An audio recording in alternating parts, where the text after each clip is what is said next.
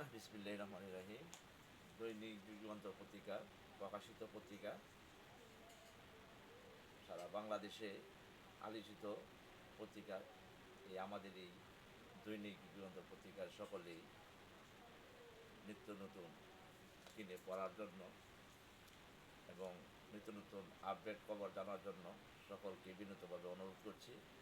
আমাদের এই পত্রিকাটি 21তম প্রতিষ্ঠাবার্ষিকী, অর্থাৎ 21 বছর আমাদের এই পত্রিকার সম্পাদক জনাব এনএস কিবরিয়া মহোদয়। আমি দৈনিক যুগান্তর পত্রিকার কিশোরগঞ্জ জেলার প্রতিনিধি মোহাম্মদ মামুন ভুইয়া।